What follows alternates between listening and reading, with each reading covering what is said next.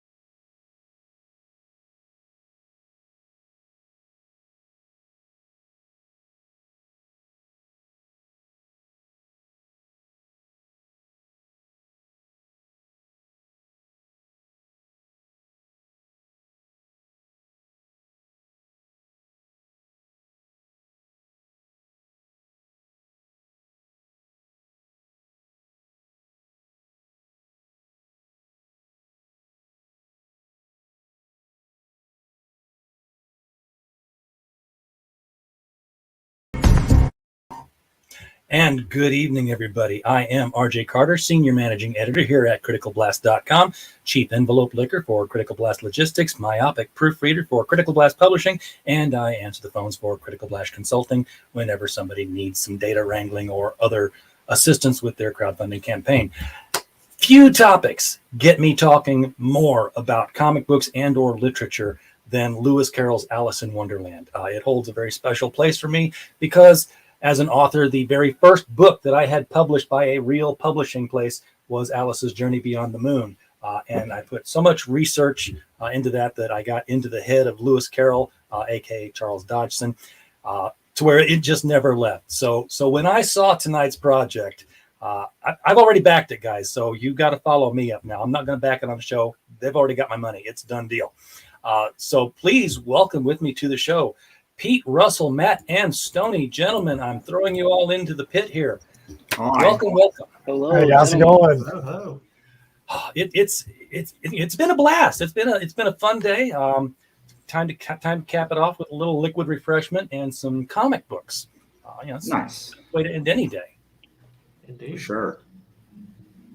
So, you guys just recently finished up Cthulhu Invades Oz, or was it as recently as all that? Because I know I talked about it with you guys, with the team who did it at least before, and it feels like it was last month, and it also feels like it was 2 years ago. So I feel like it was like 2020.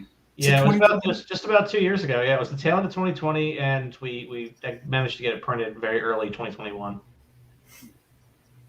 How did that go? Did you get the success you were looking for with it, or? I mean, I'd say absolutely. did like $24,000, and this new one's about to pass $30,000. So like, folks out there in the chat, as you're watching this, they're just 700 and change away from hitting the goal with 17 days to go. Wouldn't it be fun to watch that thing roll over tonight to 30,000? This is Kickstarter, so we don't have to refresh. It's going to refresh automatically. I made that word up as funds get thrown to it. So we'll check it every once in a while, like Jerry Lewis and a timpani roll at the MDF telethons. But this seems to be, I guess, a natural progression from the Cthulhu Invades Oz. I mean, I can't imagine you had to think a whole lot about what to do next with the idea. You probably even had it thought up before you did the first one. I'm pretty sure it was somewhere halfway through the campaign when last time around when Travis said we're doing Wonderland next, essentially. So it was pretty early on. I don't know. Is it blasphemous in any way to sit here and think, yeah, we're halfway through the campaign, Narnia's next? I would say I believe Neverland will be next. Oh, that would be cool too. Yeah, because I don't know. Are they? I don't know if Narnia is public domain yet. I think it is. I don't think Narnia is yet. Ah. I think Narnia is still owned by some subsidiary of Walden Media, I think. Okay, that's well. It's about right for that time. I mean, it's probably coming up within the next few years. It might be coming up soon. I thought that Alan Moore used Lucy in his Lost Girls series, but there's a very loose Pete, capability. you look it up. So you're making me look it up now. Yeah, I was about to do the same thing. I'll let you handle it. 2045. So it's in copyright until 2045. 24. Oh, wow. That's a long time to plan for the project. Russell was frozen up. He is traveling and using stolen Wi-Fi. I don't know what it is. It's stolen Wi-Fi. My friends definitely don't pay for the good Wi-Fi here. It seems like. When you asked them what the Wi-Fi password was, did they say it was Wi-Fi password? No, they said it was 1, 2, 3, 4, 5, and I was said gonna that's the say- name an idiot has in his luggage. Right. Yes. Yeah, that's the same joke. Well, then Neverland, it may very well be. You can still have a lot of fun with that. A lot of stories there. Now, this is, for those who don't know what the Cthulhu Invades series is like, it's not like Cthulhu invades and everybody comes together and it's a big fight and a 200-page adventure. It's a bunch of little stories that maybe connect and maybe don't. They're just like, hey, what if? And here's the concept. You give me a story and you give me a story and you give me a story. And am I on track with that? Is that how it was? I was Well, on that's one of the track cool with it, things but one of the interesting things about this is even though it's a bunch of small, unconnected stories, Travis finds a way to make sure that they all do become connected. He is very much a hands-on curator and wants these books to be something where you can pick it up at the beginning, read through it, and feel like you got a single coherent story as much as it can be through the eyes of 20 to 30 creative teams. And that's what makes it different than a lot of other anthologies. It's not just give me 5 pages, give me 8 pages, we'll throw them in a book and see what happens. He had a good concept behind what he wanted for Oz. And then when he came out with Wonderland, he's like, we're going to have a really super intense, involved concept. And you guys have to pick which side of this concept you want to be on. And you have to stick with it. So people that are anthology fans are going to get this and they're going to feel like they're getting an anthology, but also a a coherent book at the same time, which makes it really unique. Yeah. That's daunting to take that on as a project as an editor. I think there's probably like 10 editors in the world who could do this book because it's so many failure points, and Travis has a history of doing LARPing, so like he's running games for 40 or 50, how them all fit together. Like I run a book called Cthulhu is Hard to Spell, and like I don't do that. Like that sounds crazy to me, but he loves this like idea that all of the things mesh together as one cohesive unit, and like that's like a very, very unique skill. Yeah, there are very, very few editors who can make all the stories in a continuity line up and make sense, and none of them work at DC and Marvel. So just saying. So does this? It's going to sound kind of stupid to say this, I guess, but is this the same Cthulhu that invaded Oz? I mean, is he like transitioning from one story to the next one? Is in a way that the stories could be read back to back, and is like, yep, I'm done with Oz. What's in this next door? And poof, now I'm in Wonderland. Absolutely. This is a direct sequel. Yeah, it is a direct sequel to Cthulhu Invades Oz. Obviously, if you don't have a copy of Cthulhu Invades Oz, you could still just pick up here, so it's not too dependent, but it is a sequel. It's direct, so one book does lead into the other. In fact, if you go there, you can also, when backing it, you can also choose an option that will allow you to pick up Cthulhu Invades Oz as well as Wonderland in case you missed it the first time around. And of course, what I'm doing right now is I'm streaming down the page as though I'm already sharing it. Yeah, naturally. I've done that so many times. Like, yeah, can you all see my monitor here? My thing is pointing at my screen as if people can see what I'm pointing at. That's what I do. I've done that before many times. And again, not sharing it. And that is, we're doing a collaboration with Cthulhu Invades Oz and our book, Cthulhu is Hard to Spell. If you back both books at the physical level, you get this cool bookmark. Their side is from one of the stories. My side is actually cut out from the cover, and it's wholly unique. Like that cover, that Jerome did such a great job with it. Mm-hmm. So let's tackle the books one at a time then. What is Cthulhu is Hard to Spell? Is that a single story, or is that also an anthology? Cthulhu is Hard to Spell is 107 stories about the gods and monsters of H.P. Lovecraft. So our focus. This can be fun. Cute stories, funny stories, scary. Yep.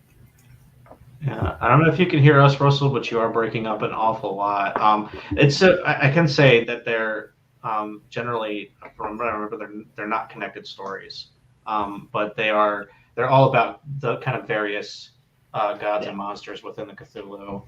Sure. People were given the theme and they wrote story.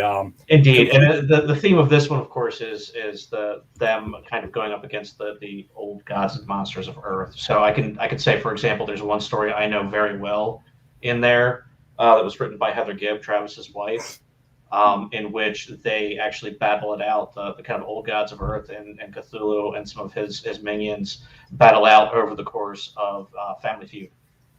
The artwork was done by my daughter on that one, so I've read that one quite often when they were going through that process.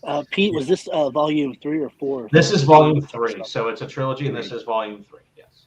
Okay, so it's not 107 stories all in one book. It's split over multiple books. I'm not sure if it's split across multiple books or how many stories are actually in that book. To be honest, it's like I said, for me, I really only know for sure the one. I'm familiar with the concept because we're in the last 2 days of the reading period that we've got for our anthology, The Devil You Know Better, which is the sequel to The Devil You Know. And again, same thing. It's just like, hey, someone meets the devil, something happens. Give us stories, and they're comedy, horror, science fiction. So it's a good concept. We're going to do a crowdfunder on that one just to kind of offset the costs for a special edition, because we do have Mike Barron and Hart Fisher contributing, so we're going to try to do a signed signature card edition. We'll see how that works out, but we're doing it either way. We've been publishing books for a while now. So folks filled in for you, Russell, and told us about Cthulhu is Hard to Spell and what was going on with that. Awesome. I'm now on 4G, so I'm hoping that it will do it. If I can't keep going this time, then I'll just cut out. Because I'm sorry for disrupting the show. I completely understand. I hope where you go at the top of the hour next time is a better connection for you. So let's see what we got here with the Cthulhu Invades Wonderland. I mean, there's a lot of stuff going on here, and I don't even know what I'm looking at here. These milestone rewards. Every 50 backers unlocks a free digital comic. Wow, that's indeed. Yeah, there's actually one missing from this list. The image hasn't been updated because we are past 500 backers now. I don't remember. I haven't gotten a look at these. We've got Seas for Cthulhu on there. That is a great book. Excuse me. I'm excited to see that. Some good ones. I'm excited to see Belial on there as well. Yeah. Oh yeah. Yeah. So if somebody backs a physical book, like I backed a physical book today, you guys are saying that I'm going to get all these PDFs in my email the day that this thing releases.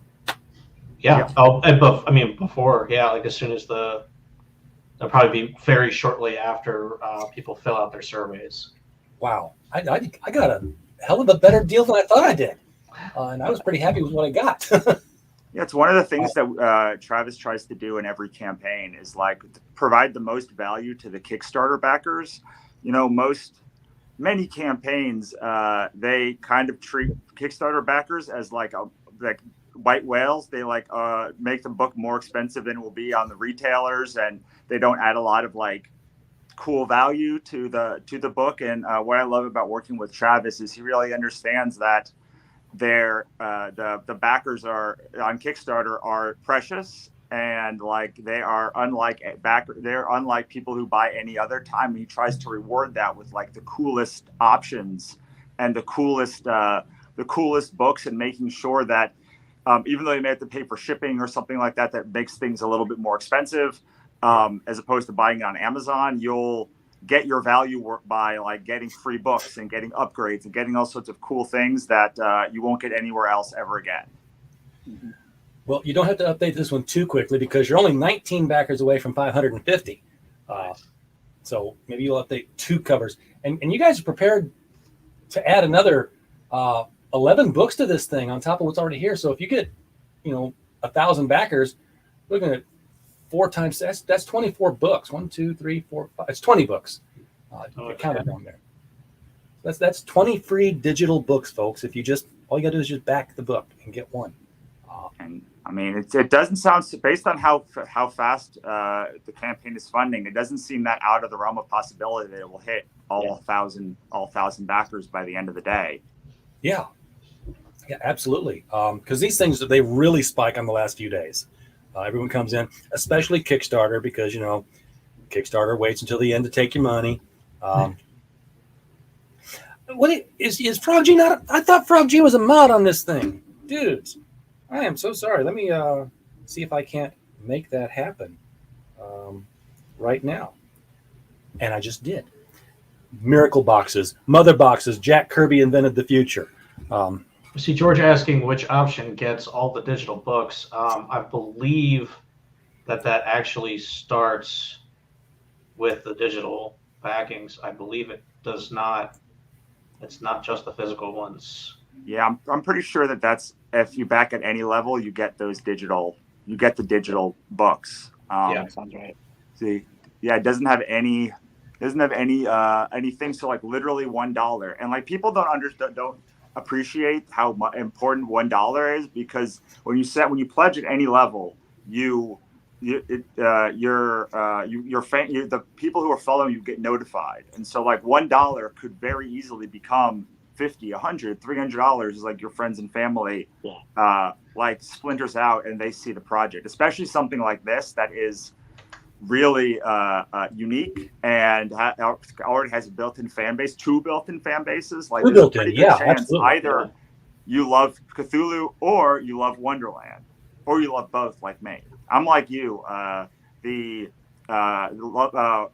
Lovecraft and Wonderland and Oz are like my 3 favorite things. Yeah, I really want to study, and I'm like talk like in-depth study Lovecraft's writing style and what he was putting into the books, because like when you read Wonderland, oh, it's this cute little nonsense tale, that anything can happen. But when you understand that, in July 4th, 1959, or 1850, whatever it was, I'm totally lost now. There was a real Alice, and they went on the boat ride. He told her this story, and all the stuff in the story was stuff in her life turned into a joke. So, she got everything. The poems were, Lewis Carroll was the Weird Al Yankovic of his time. He would take modern school poems of learning stuff, and he'd twist them into these stupid, funny parodies and satires. So everything he did was to make the girls laugh. Alice and her two sisters.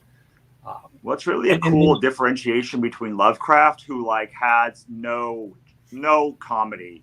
I don't think he had a comedy bone in his body, and to be able to combine sort of absurdism and nihilism together in one book is a really cool thing that you get to do with Wonderland. I wrote the first story of Alice, and Alice is such an interesting character because she never freaks out or treats the characters as anything but as something to understand.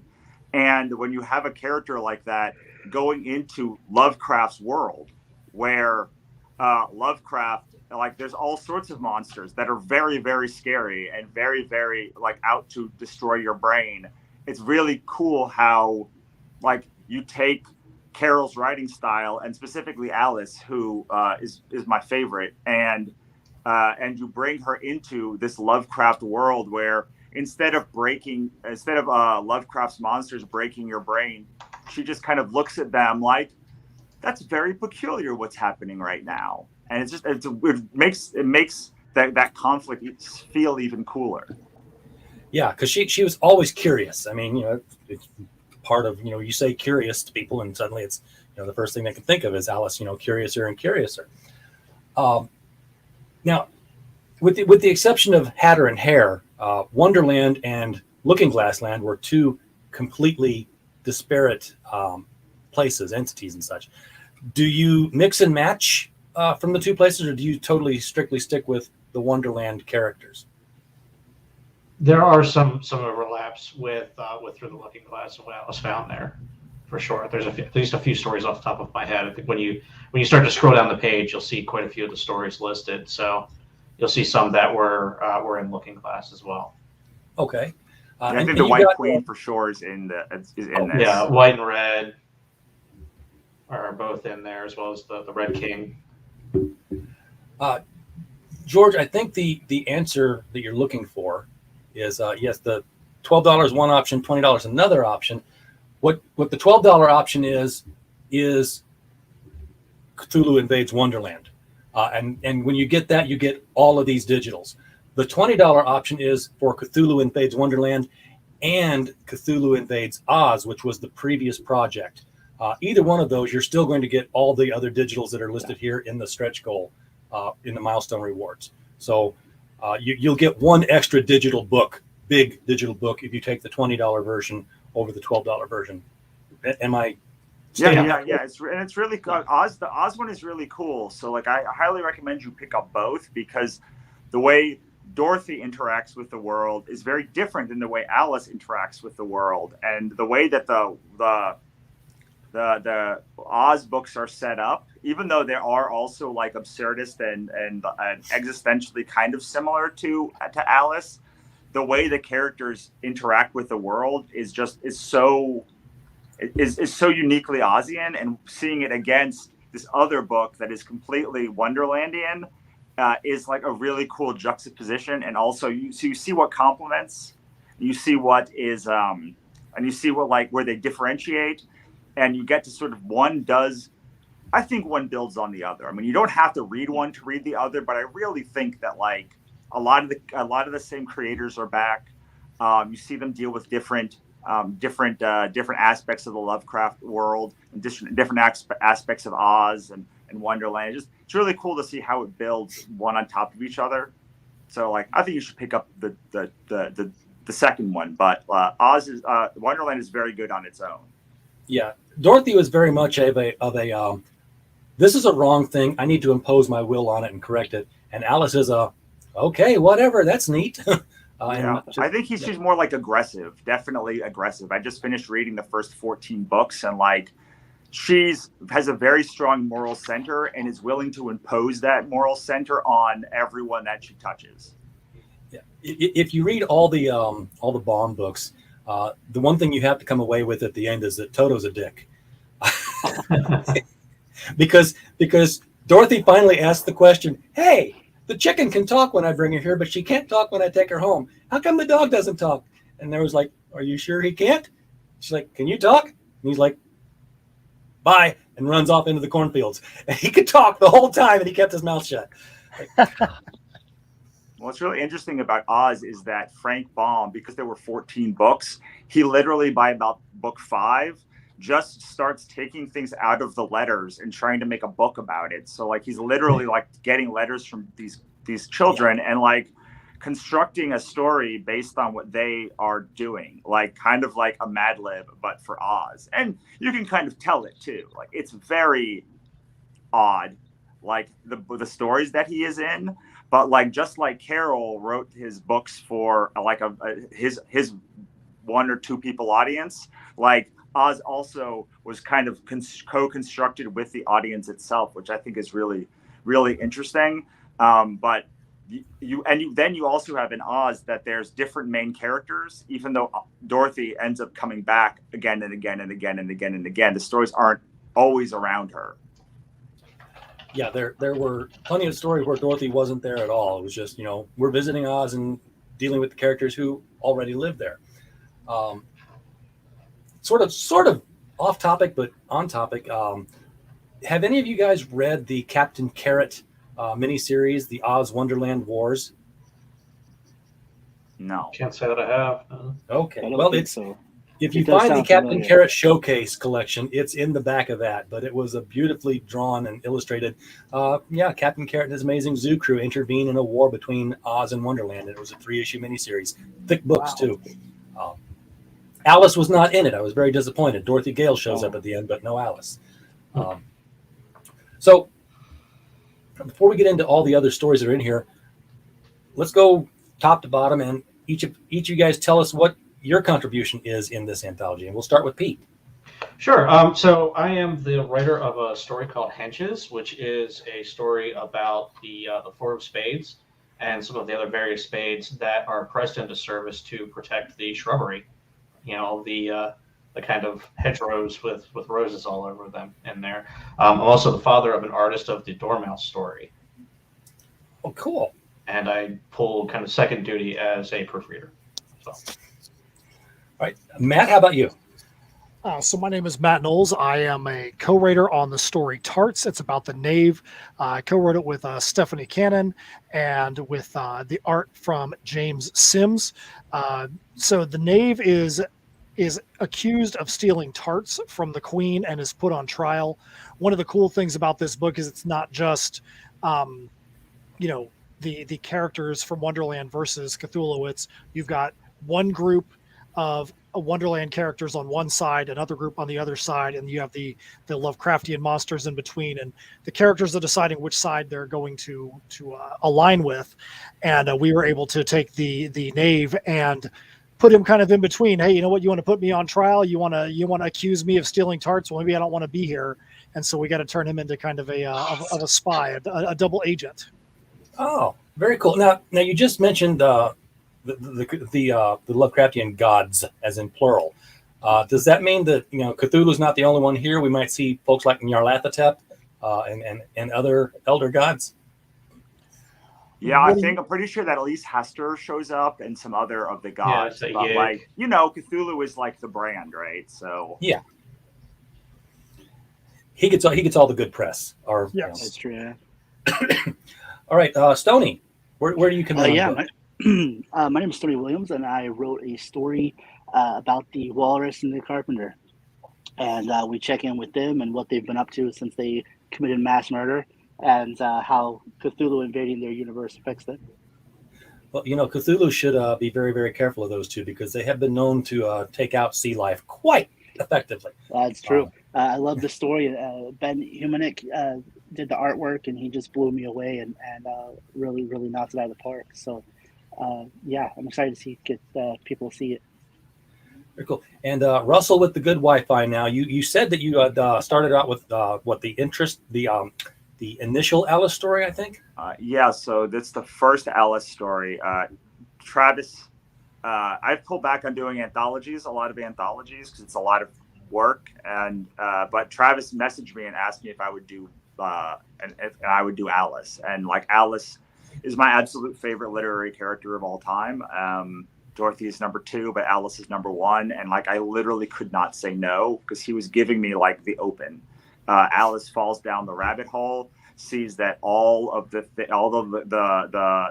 things that are passing her by are like much more violent and odd than she remembers.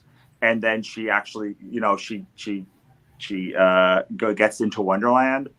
Her and Dinah get into Wonderland, and like you see the like devastation before her. And I spent a lot of time reading and rereading the opening to Alice in Wonderland so I can get the cadence right.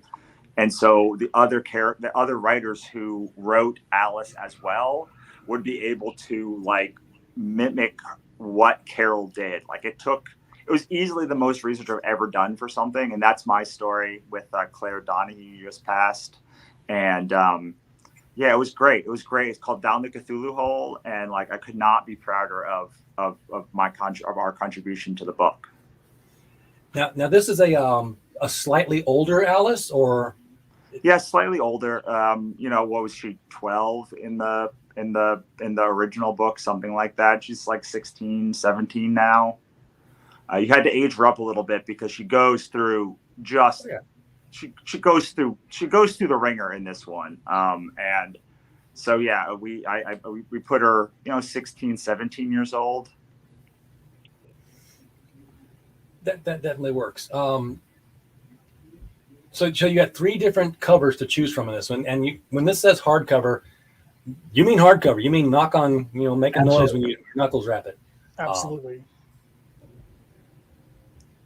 So that hardcover edition, I believe, was done in the same vein as the Cthulhu Invades Oz, where the gentleman who painted that actually painted on pages from Alice in Wonderland. Is that right? Indeed, yeah. So it's Kyle Willis, and he did the same way. So in Cthulhu Invades Oz, he took pages from some of the Oz books and painted on top of them. And it's an actual physical painting. And this one as well is another physical painting. And he did the same thing. He took pages from Alice and painted on top of it. So you can see some of the words kind of bleeding through the sky and the like. Yeah, if you look close, you can see it looks really amazing. Yeah, it's very, very, very hard to see in the kind of smaller aspect. Although I think when you scroll down a little bit further, it's got some larger pictures of all of the covers.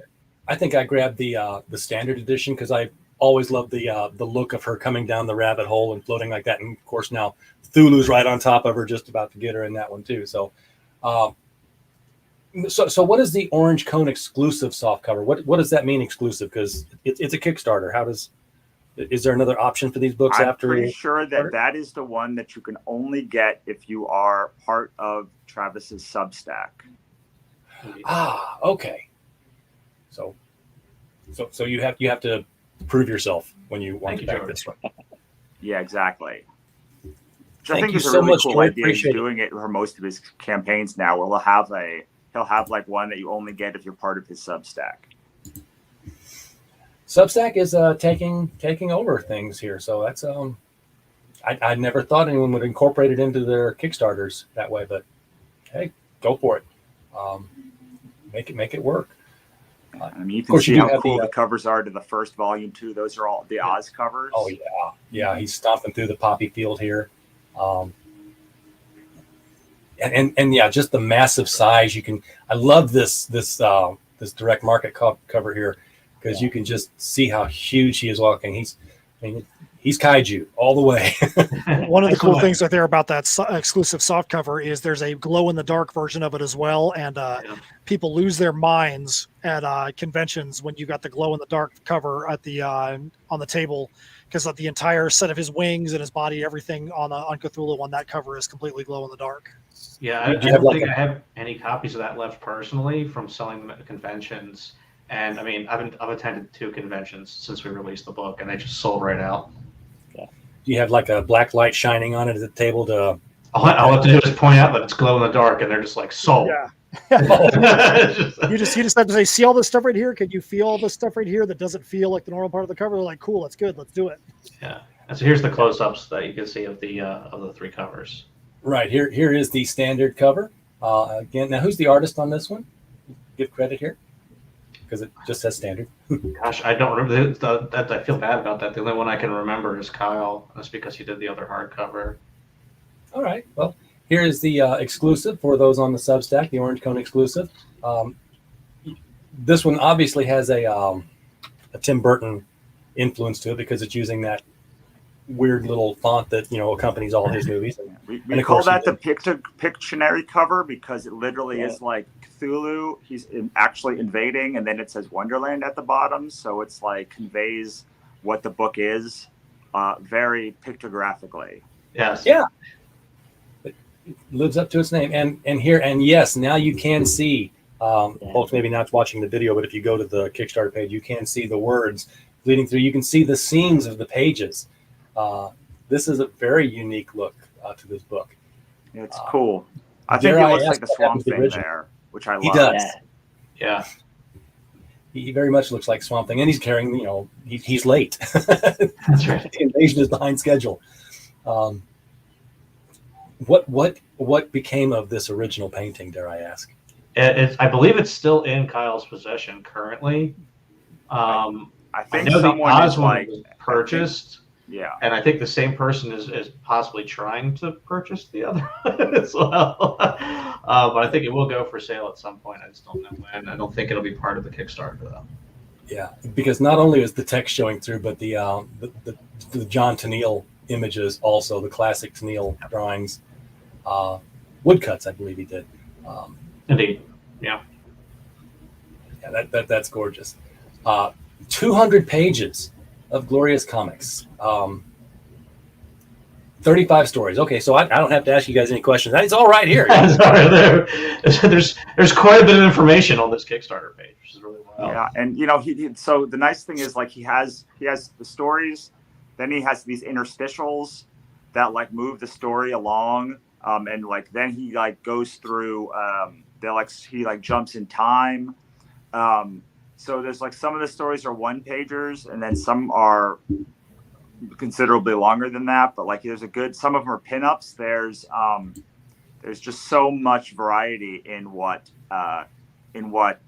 he put together here. If you know the Cthulhu Invades Oz, like this is technically wise so much bigger and more complicated, especially because the characters now are coming back multiple times. In the Oz one, you saw a character once and that was it. But now, especially with like Alice, I know Alice for sure, other characters as well. I just can't think of any other ones, but like she comes back in multiple stories throughout the course of the war again and again. And so you have now 3 or 4 artist teams that need to be consistent across all of the stories. So it's really, if you like Oz, like I think you're going to like flip for this one. Yeah. You can't get rid of Alice. Alice has to survive the end of the story. I got sort of like with Alice and like the loyal. So it's like loyal versus mad, and you either are on Alice's team who are loyal to like sanity, or you're on the Mad Hatter's team who is loyal to Cthulhu, and that's kind of the gauntlet that they throw down towards the beginning of the book. Travis, welcome in. The man behind the madness is now here. Maybe he can tell you what the covers are then. Who did the covers? Who did the covers? Yeah. No one knows. It's all a mystery. The one on the screen is Robbie Bragdon, but that's only for the convention preview. You can get that as an add-on. Any specific convention? So that was made for MegaCon last year, but we are offering it in the campaign as an add-on. We only printed 100 of them. It is the same stuff that's in the book, but we found that a lot of people wanted the CGC, Cthulhu Invades Wonderland, so we made this so they can CGC it. Yeah, so this is a 24-page. This is a couple of stories. Yeah, it's actually 4 stories, but it's got that cover is not used anywhere else. So we used that cover only there, which I'd buy it just for the cover. It's beautiful. All right. Yeah, I was getting ready to say before you popped on here that I had the opportunity to interview Catherine Beaumont, who did the voice for Alice in the cartoon series, and we were talking about Alice has to survive. Alice is she's royalty. She's the only Disney cartoon female who was not a Disney princess, and as I told Catherine, I said she didn't have to be a princess. She graduated straight to queen. And just forgets that. You guys are up to 29,337. We want to thank George Peter Gatsis and Frog G in the chat for throwing their money at this project and helping them make it happen. 17 more backers to go. Travis, we were trying to figure out what Orange Cone exclusive means. I want to make sure I get it right because just pulled it out. We're only doing the Virgin through this, so I'm not going to sell it at. You've got to get it through either the campaign or get it directly from me. What happens is the creators can buy comp copies, so they're not going to be able to buy that copy. So they'll be able to get like one for personal use, but those will be Orange Cone exclusive, meaning you only get it from me. They'll have trade dress if you see it other places. Okay. So if you want the Virgin. But there is one that's exclusive to Substack, though, right? That's not the one to Substack. That's a different one. I was totally wrong. And yes, Frog G, you're right. If you back Cthulhu is hard to spell, you get a bonus bookmark. So you definitely want to cash in on all the bonuses. These things just kind of stack. The more things you back, the more free things get piled on top of it. So do you want the artist for the covers? I can give them real quick. Yeah, I didn't know who did the two other the main cover and then the Orange Cone exclusive. Who are the artists on those? So that's Etienne. Let me try to pronounce his last name. Dara Pigny or something. It's French, so I don't know. It's Dara Picany. Yeah, I'm sure that's not right. Etienne D. How many Etiennes do you guys know? So Etienne D. That's all you need to know. The Wonderland, the Virgin that's Jesus Sikan, and that's Kyle Willis. We all knew that one. That one I can say. Yeah, that was the one I could remember because Kyle did a very, sort of, I wouldn't say similar, but similar in terms of the art style. Yeah, he did this one for Oz.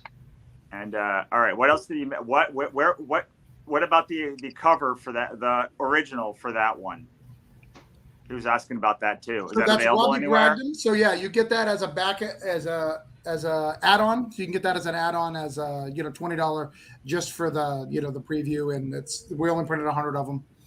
Now I'm talking about the original. You're talking about the original Kyle Willis did. Oh, this. Yeah, the original one, like the one original for Wonderland singular one that he painted. Like, is that available during the campaign? Yeah, that's available. That's only hardcover though. No, he was asking if the actual painting was available. The original painting. Oh, he has not offered it to me. Probably because my wife offered him money for it. Because my wife bought the last one, so I assume because he hasn't said, "Hey, you want to sell it?" But I normally don't do any of that stuff. Just so you guys know, the reason why I don't add those, I won't even approach him about the subject until we're funded because I need the money, all the money to fund it. Me giving money to Kyle defeats the whole purpose of the funding thing, right? I need the money to print the book. So till we're funded, that's not even a conversation I would have with him. Well, just let me know how much Heather bid on it, and then I'll go $1 more, and we'll just start it from there. All right, go nuts. Oh, snap. Pawn Stars up in here. I'm reading the text here, and I'm catching a cheat. And I don't know if anybody's going to catch it, but it's like, what Wonderland characters can I expect to see? Most of the characters are from the first 2 novels. Yes. I hate to break it to you guys, but no, in fairness, also the last 2 novels. Right. Yes, this is true. It's like, the official 3rd novel is this one. Let me tell you why I said it that way, because I know you're trying to get me, but you're not getting me, because we actually have some characters from some of his poems that are collected in a lot of the stuff, like the Snark and stuff like that. So that's why it's written that way. But it's so hard to write. Plus his poetry and this. Yeah. Well, I mean, if you had Sylvie and Bruno show up, I'd be impressed for one thing. Because nobody knows Sylvie and Bruno. But no, like I said, this is something that I've thrown into my head and repeatedly to where I can recite it. I can't remember the author's name now, but he did this this Wonderland-based book. He's the producer of Something About Mary, and he did all these Wonderland-based books. And it was like a real place. Alice and Princess Alice got switched around. Alice came from Wonderland, and she landed here. She was adopted by the Littles, blah, blah, blah. She tells Lewis Carroll finally her story. And she's telling him he got this part wrong and that part wrong. And I finally got to talk to the author. I'm like, so when Lewis Carroll wrote Alice in Wonderland, she was correcting all the things he got wrong in it. He's like, yeah. I was like, one of the things he got wrong in it was including Tweedledee and Tweedledum because they didn't show up until Looking Glass. He's like, you're the only one who's going to know that. Well, I think a lot of people they've read the books as kids and they haven't gone back to them as adults, and so the vast majority of what they remember tends to be from the movies or the Disney cartoon, right? The Disney cartoon, the what was it, like 85 and 87, I think the TV specials that they did. Yeah, which mashed everything together. Frank Fedor and the Looking Glass Wars. That was the author in the book series I was thinking of. I'm older now. Things happen. The little guy who runs back to the filing cabinet takes his time. Yeah, if you look it up, they'll tell you that like 90% of the cartoon Alice is actually pretty accurate. It's that they mushed a lot, like their favorite parts from the Looking Glass in there, Right. but the story progression and the way it plays out and some of the development of the characters is pretty accurate in that cartoon. Oh yeah, I love the cartoon. I love looking up the photographs that they did of the sets where they would have young Catherine on all these different contraptions so that they could draw her in the scenes that they had there. So they had her. She had to like kind of float up on flamingo clutches. You remember when the flamingo was wrestling with her during the game. She and in a giant house with her arms and legs sticking out. It was fun. So we're getting little pieces here of all the different stories, little, I guess, title cards. And these are these the 4 stories you can read right now? No, these are all of the stories, yeah. Yeah, those are all the stories. So if you read those 4 stories right there, you get the White Rabbit, you get the Duchess, you've got who else you got? You get the White Rabbit, the Duchess, you get a teapot, which is a new character that was invented.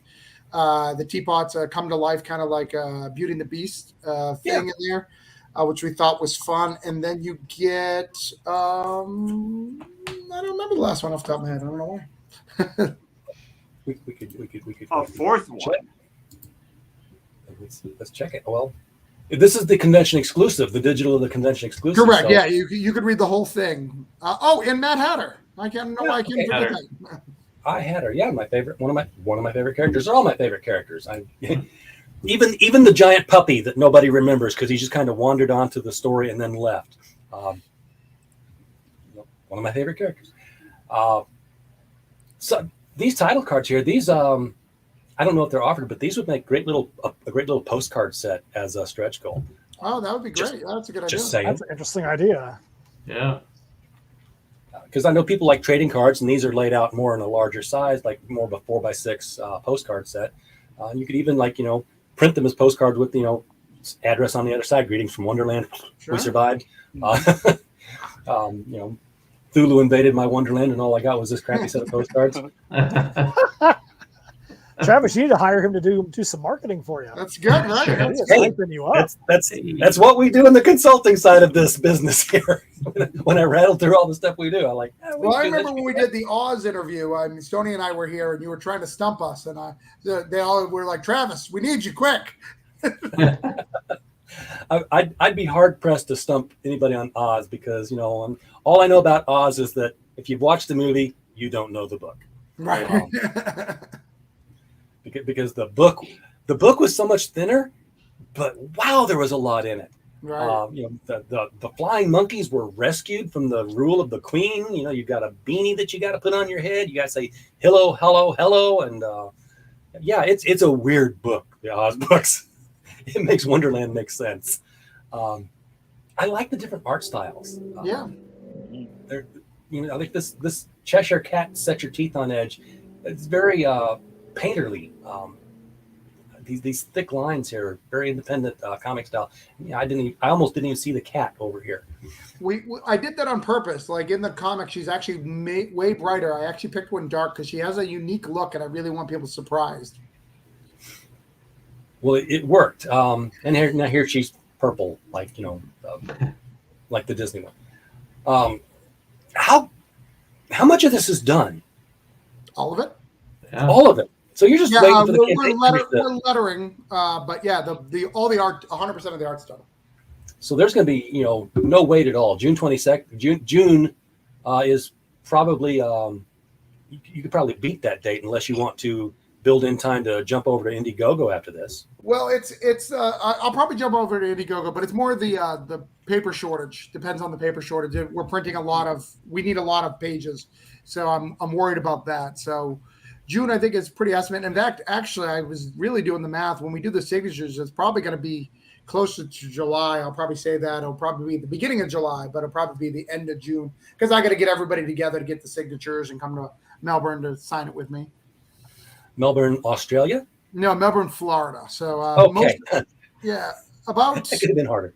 30% of the team is from Florida, so they all meet up in my area. And that'll make it easier then. I was going to say otherwise.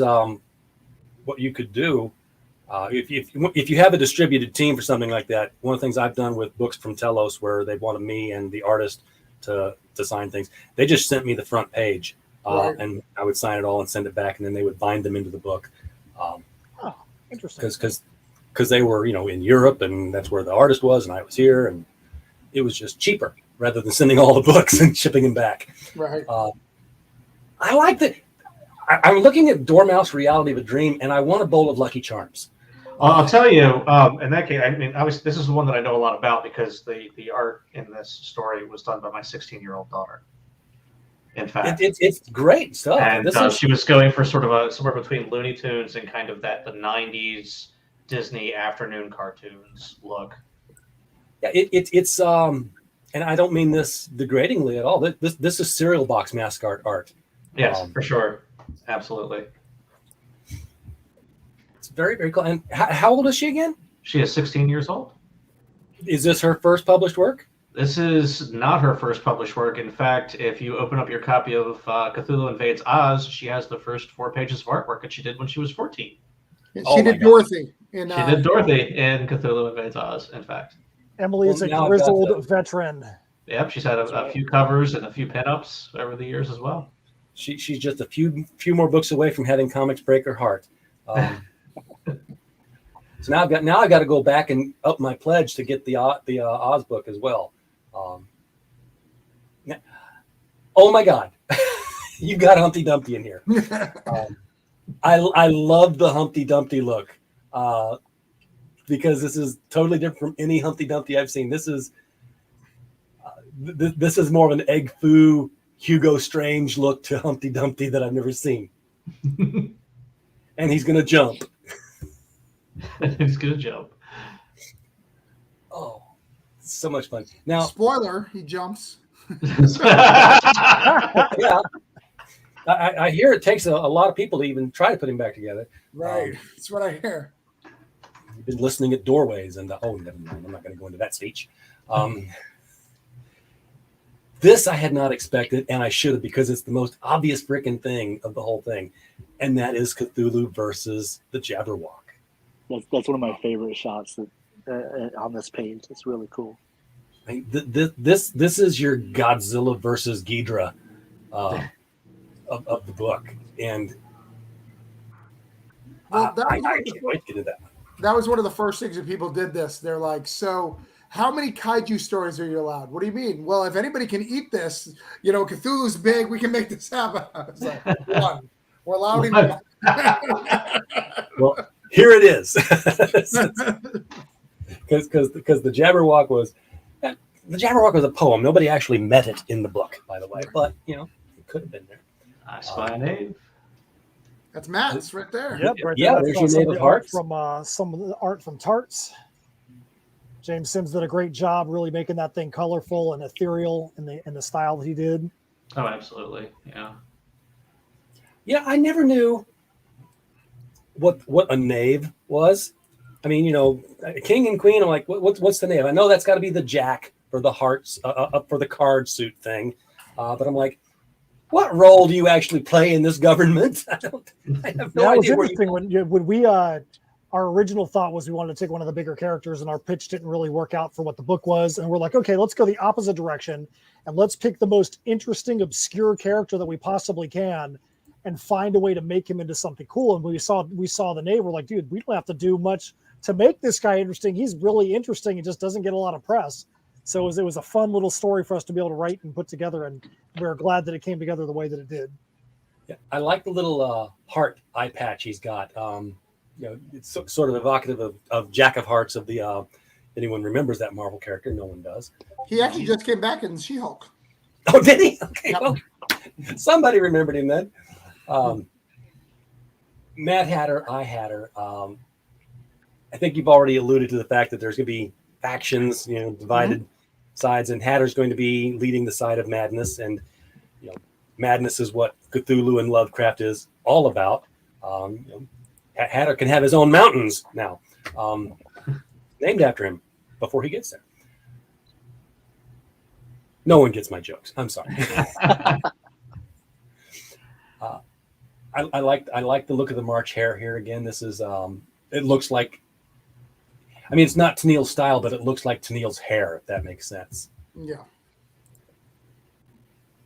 So you haven't left anybody out. I mean, even the mock turtle is here. Not nearly as big as the Jabberwock, of course, but he is a strange creature. And now, does Cthulhu interact with any of these characters? I mean, I see the cards and I see him looking at people and fighting with people, but he doesn't really talk, does he? Oh yeah, he talks. He says all sorts of stuff in this book. Yeah. Just this and Oz, he says all sorts of stuff. One of the cool things about tackling Oz in Wonderland is it gives us a lot of freedom to be as silly or as serious as you want, because those books go from silly to silly on the regular, which is great. So we allow the creators to do that. It's actually kind of like this is the next level. So you look at Cthulhu's Hard to Spell, which is Russell's book. It's all silly. I kind of am the next level. You can sometimes go silly, but we take it a little more seriously. And then it's not all silly. Oh no! I mean, the it's Alice also books very themselves. scary sometimes. They could be very scary. You're true. The Alice books themselves had some very dark connotations to them if you thought about them. Sure. For instance, when Alice tells Humpty Dumpty, one cannot help but grow older, and Humpty says, one cannot, but two can. And she immediately thinks, oh, I know what you're talking about. Let's talk about something else because, I can help you from growing older. Just come over here and let me, right. You won't grow older at all anymore. You're dead. Another rabbit hole. This is not the White Rabbit, though. Who are we looking at here? This is Pat. This is Pat. He has like 3 lines in the original book, which is fantastic. I love it. He's actually one that there's no known illustration for in the original book as well, which is one of the reasons I absolutely love him. He was kind of an Irish caricature. He's one of Rabbit's servants. If you remember in the book, when Alice eats and grows big inside of the rabbit's house, he first asks Pat if he would climb in through the chimney, and Pat says he's too busy digging apples, which is an Irish slang word for potatoes at the time. And so he sends Bill in, and of course Bill is who everybody remembers because he's the lizard that then gets kicked out. Little Bill, yeah. Now I have to wonder if Mary Jane's going to show up. But I don't know that Mary Jane was ever a real character if the rabbit just always imagined her. But or Mary Ann. Losing my memory. Mary Jane, what story is this? This is a real big mashup. That's the Jefferson Airplane version of Go Ask Alice. That would have something caterpillar, right?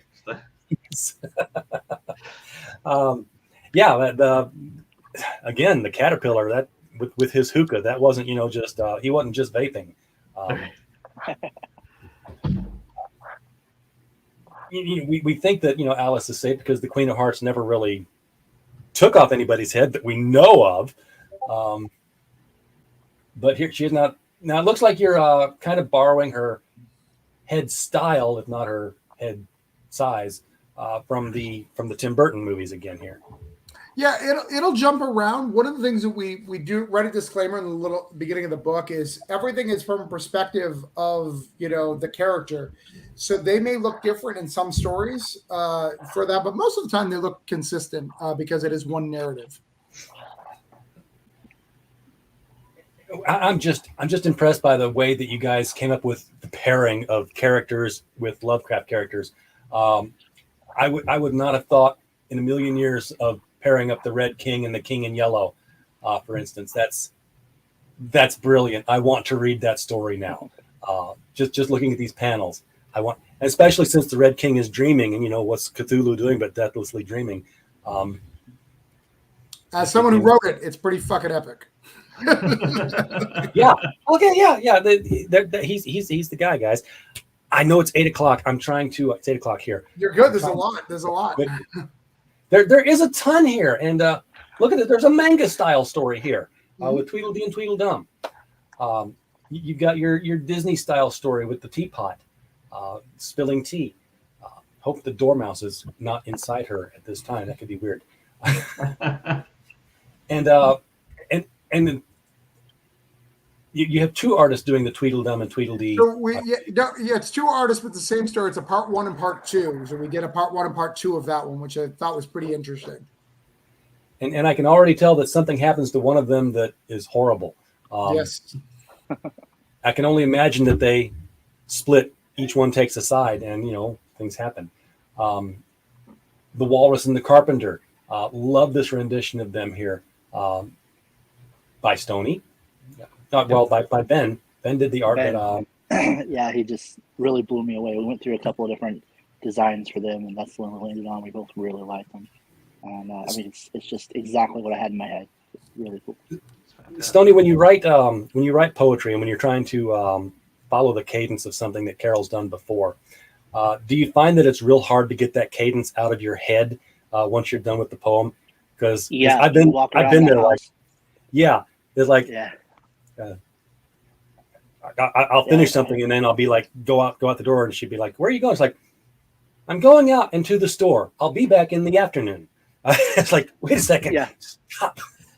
Yeah, I mean, I read the poem over and over again, and I listened to several different spoken renditions, readings of it, to get it all down and write in my head. And then when I was writing it, I was reading it out loud and reading it to my kids and my wife, and trying to get it all right. So yeah, there was definitely some overflow. Russell, I know you have a hard break. If you have to jump, I understand. So don't feel I like can keep looking at this, being like, how many more could there possibly be of these stories? And they just keep going. It's an infinite well of Wonderland Cthulhu.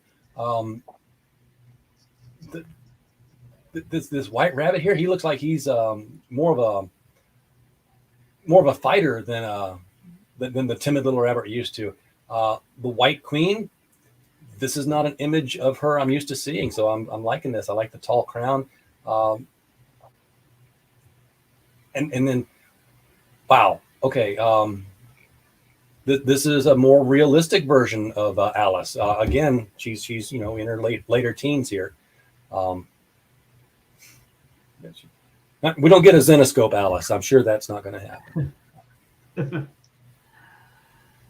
the mystic flowers, yeah, because the flowers talked, and if Cthulhu's going to look like Swamp Thing, he can make these giant flowers.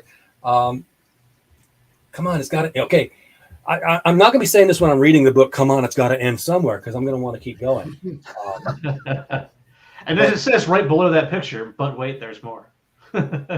Yes. Once again, poetry. There was poetry. But that's not all you get.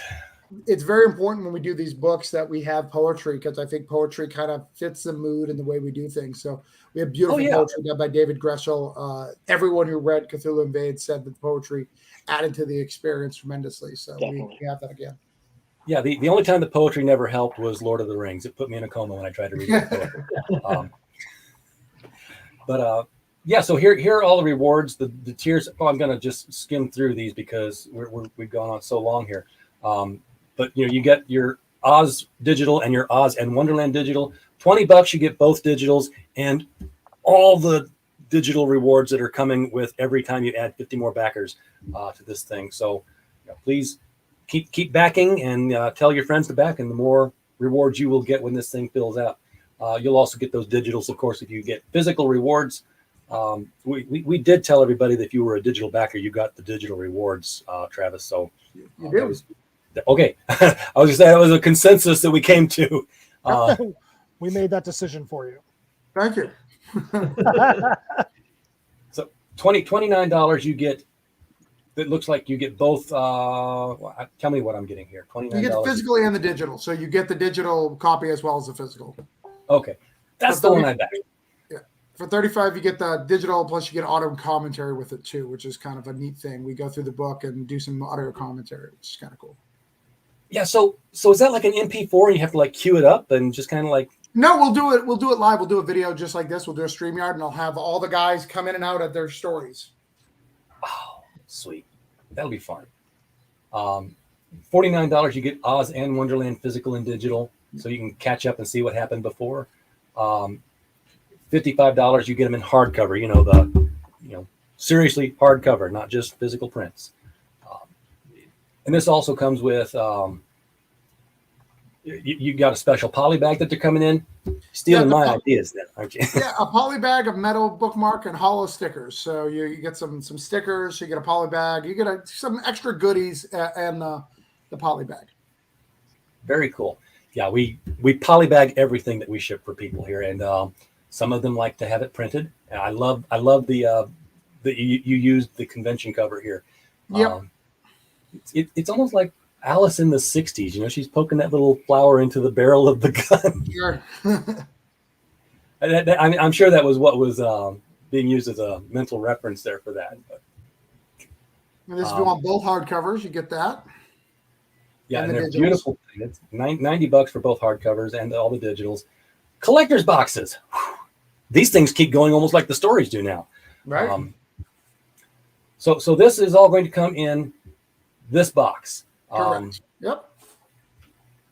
Just to give you an idea, this is the Oz one. It's beautiful interior, everything. They're beautiful, beautiful box. So you just get the one for Wonderland we haven't had printed yet, but this is the Oz box. And it looks like this one comes with the standard print and the Virgin trade. So that's the Virgin trade is the orange cone, I believe. Yep. Okay, so that's two copies of it. I'm seeing these pictures here. So these are prints. So those are prints. Yeah, we get 2 prints. You get both bookmarks. You get the poly bag, and you get the convention special all in that box. Yeah. Okay, so I know a lot of people like these collector's boxes. So yeah, and then the $200 one, you get the hardcover as well. You get the other 2 covers as prints and a magnet set. Just all the tchotchkes are here, Right. And then of course all of it. Let's say, wait a second now. Okay, so this wasn't all of it. All of it. This is just everything above. This is all of it with Oz, basically. This is all that, of it. and then you get Oz at the bottom if you see all the Oz stuff. Okay, $350. 5 softcover books, Oz and Wonderland, 1 hardcover, 4 metal bookmarks, 1 convention special, 2 cover magants. Yeah, and a partridge in a pear. Yeah, it's just everything, guys. If you are a collector and these are high quality things, books. Yeah. Get it. You're the investor. You go for this stuff. Add-ons, I'm guessing, are also. Yeah, those are add-ons. Those are the other orange cone books, or the other books that I make for various things. So they're all there in the background, even more than pictured. I got lazy and didn't finish the pictures, and I've been fine with it. What exactly is this Kickstarter for? It's to make money, people, and that's They're doing it by putting out a quality book. These are 2 concepts. This is the chocolate and peanut butter of literature right here. They're 2 great things that just go great together. I wish I could have seen more thrown. I said it would have been great to see $30,000 hit tonight. I'm confident you're going to get it in the next 17 days because that next spike is always in the last few days, and you're only $663 away. That's not that many. That's someone who is like literally doing roughly the same backer, the same number. Our campaign is 30,666, and we hit it a couple of days ago. Like our number went up a lot this time, and I know I've talked to Travis about the same thing about their number going up. Like this is all like inflation and print. Like that's how much it costs to get a book out the door now. Like in the 2 years since me and Travis ran these other campaigns, like it's gone up a lot. Yeah. A lot. And like I know for our case, and we're very appreciative of all of the extra funds, but like we're at 35 now, and like I'm literally just breaking even on this book. So even when we hit 30, like I'm coming out of I was still on the hook for $5,000 to get this book over the finish line. And so because you have so many artists that had to be paid. Yeah. So many artists and so many and printing and shipping is more expensive. Everything is more expensive. So like, lest you think your money is not going to be valuable after it hits 30. Like I'm very, very confident that like every dollar does count, especially now, because between now and Travis ordering books, like prices might go up another 10%, right? Like, shipping they might do another shipping like increase. And every time they do that, that's coming out of the editor's pocket. And we do it willingly. Like we know what we're getting into. Like this is not like a crying, like we're broke thing, but like it is really gratifying when you see the number. Like $30,000 is a huge number, like especially in the comics category. Like you may have 10 books that are over $25,000, and they're mostly well-known creators, well-known properties. So like to have a book like Cthulhu Invades Wonderland, which like it's coming kind of out of left field, right? Like it's not a Scott Snyder book, it's not a Danny Mendoza book, like it's not a Charlie Stickney book. Like it's just a really cool book, and to see so Keep many complimenting it. Yeah, I know.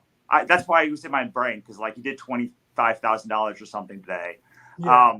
But like to see people come together, and this very like Lovecraft's very weird, and Alice is very weird, Oz was very weird, Neverland's very weird, and to see people like come and celebrate not just the indie creators but these books is like it's the. I mean, I don't want to put words in his mouth, but it's the reason I do it. Like I do this book, this huge like Lovecraftian book, like it's fan service book for like people who love it. I as well love the book, but like it's a labor of Lovecraft to like gush and enjoy and it's like what keeps these books coming out for me at least is like the fans' excitement every time they talk about it, and that they're our most funded books every time that we put it out at Wannabe Press. And I know similarly for Orange Cone, like these are monstrous books, and they have a monstrous price tag, but like they are worth every penny. I said earlier that like I think there's maybe a dozen editors in the world who could do this book because of how complicated it is. I'm not one of them. Travis is. Like it takes everything that he's done from LARPing to editing and otherwise to like fulfill this vision. And it is like it is a singular vision or a triangular vision of like, because there's 3 editors, but like, and we are all playing our cog in the machine role, whether it's Alice or Mad Hatter or Humpty Dumpty or whatever that thing is, like to fulfill this. Like I honestly can't even start to explain how ambitious this vision is, but like it's one of the most ambitious visions of anything I've ever seen in comics because of just how many people are in it and how many failure points there are. So I do hope that you go and check it out. Like you can go check out Cthulhu. It's hard to spell too, but like what Travis did with this book is like, I think people are going to be talking about it still in 20 years about the ridiculous, how insane it was that he even conceived it. And then that he pulled it off is going to be like, I mean, I know I'm going to be thinking about this book for like the rest of my career because it is so ambitious and it is so well done. Yeah, Travis, we were talking before you came on about, where you would go next with this. And I think the consensus with it's Neverland. I had asked, I guess Narnia is still not in the public domain yet. I thought that it was, but do you know where this journey ends? I mean, do you know where it is that Cthulhu lands when he meets final defeat or final victory, as it might be? Yes. So Neverland is the next book, and it'll be the end of the first trilogy. So I'm not saying that I'm done, but it'll be the end of the first trilogy. It'll be like Star Wars, right? You just do another 3 books. So if I start it up again, it'll be another 3 books. But we do have a plan. We do have stuff. I've actually laid out this plan recently to somebody. But yes, there is a plan. And like they've said, there is one narrative.